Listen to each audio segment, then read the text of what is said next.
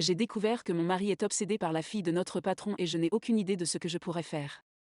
Tout d'abord, pour situer le contexte, mon mari 34 et moi 29 travaillons dans une petite entreprise de fabrication de vêtements à base de fibres synthétiques qui nous a été recommandée par l'un de mes proches. Je travaille ici depuis environ 6 ans et mon mari depuis environ 7 ans. Pendant le temps de travail, notre patron amenait de temps en temps sa fille qui était adolescente, elle devait avoir une quinzaine d'années lorsque nous l'avons rencontrée pour la première fois. Notre patron lui montrait comment l'entreprise fonctionnait, la faisait discuter avec les employés pour la préparer à prendre le relais. En janvier de cette année, le patron l'a fait venir officiellement en nous faisant savoir qu'elle allait prendre en charge une bonne partie de son travail en supervisant les choses. Nous avons d'abord hésité étant donné qu'elle était si jeune, elle a eu 20 ans cette année, mais en fin de compte elle ne prenait pas la relève, elle apprenait plutôt à gérer l'entreprise pendant que le patron s'occupait d'autres tâches, je suppose. Le fait qu'elle soit elle-même très désireuse de coopérer et d'écouter les conseils, qu'elle organise souvent des réunions pour discuter des choses et qu'elle s'assure d'être la dernière à quitter le travail presque à chaque fois, l'a aidée. Dans l'ensemble, l'évolution a été positive à cet égard. Le problème a commencé quelques mois après son entrée en fonction. Elle organisait de temps en temps des événements au bureau, juste pour détendre l'atmosphère, et ça lui valait beaucoup d'éloges de la part de nous tous, puisque ce n'est pas quelque chose que l'ancien patron aurait eu le temps de faire. Nous parlions tous d'elle, si bien que ça n'a pas semblé trop bizarre au début lorsque mon mari s'est joint aux louanges. C'est impressionnant qu'elle soit si jeune mais si mature, elle a été une bouffée d'air frais au bureau, tout le monde est si motivé pour travailler grâce à elle, etc. Avec le recul, il me semble que c'était juste sa façon de parler d'elle avec moi en général. De temps en temps, il se mettait à chanter ses louanges lorsque nous étions à la maison, en insistant toujours sur le fait qu'elle était si mature pour son âge et si compréhensive, soulignant même que nous n'avions pas le même âge. Je ne l'ai pas vraiment pris à cœur, jusqu'à ce qu'une fois je plaisante en disant que ce n'était pas grave s'il était parfois immature, et que je l'aimerais quand même, et sa réponse a été quelque chose du genre « Eh bien, tu l'étais aussi contrairement à elle ». Je pense que c'est la première fois que je me suis sentie un peu mal parce que j'ai eu l'impression qu'il me comparait à elle maintenant, mais j'ai essayé de ne pas trop y penser.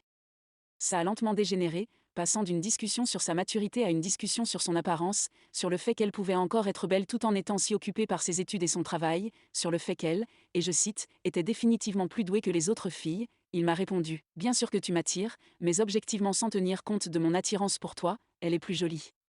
Ça m'a perturbée pendant un moment et nous avons fini par nous discuter, et je lui ai interdit de parler d'elle avec moi si ce n'est pas pour le travail. Il faut aussi que je rajoute qu'il faisait plus d'heures supplémentaires. J'ai d'abord pensé que c'était pour gagner plus d'argent, mais j'ai découvert plus tard que c'était simplement parce qu'il savait qu'elle rentrait tard à la maison, généralement après que la plupart des employés du bureau soient partis. Il y a quelques jours, le week-end est arrivé, mon mari était sorti avec ses amis et mon ordinateur portable était en réparation. J'ai donc utilisé son ordinateur portable sans sa permission. Nous sommes relativement libres avec nos appareils respectifs, nous n'avons jamais de raison d'utiliser l'un ou l'autre, mais si pour une raison ou une autre nous le faisions, l'autre n'y voyait pas d'inconvénient, alors je n'y ai pas prêté beaucoup d'attention. Pendant que j'étais sur l'ordinateur, je me suis rendu compte qu'il y avait un dossier avec le nom de la fille du patron. Un dossier contenant plus de 1000 photos d'elle, des captures d'écran d'Instagram et d'autres applications, toutes les photos qu'il a pu trouver d'elle et un nombre incroyable de photos prises sans son consentement, avec une caméra cachée ou avec son téléphone au bureau, qu'elle soit assise ou en train de travailler, qu'elle soit prise d'un angle suffisamment élevé pour obtenir un décolleté ou un sous-vêtement et même quelques photos sous la table, bien qu'elle n'ait rien montré d'après ceux que j'ai vus. Ça m'a donné la chair de poule au-delà de tout, car il était presque impossible de placer mon mari que j'ai toujours considéré comme l'homme le plus gentil depuis 6 ans que nous sommes mariés, comme quelqu'un qui ferait quelque chose comme ça. J'étais choquée et je ne savais pas vraiment comment réagir, si je devais me sentir dégoûtée, triste ou en colère, je ne savais pas. Mais ensuite les choses ont empiré.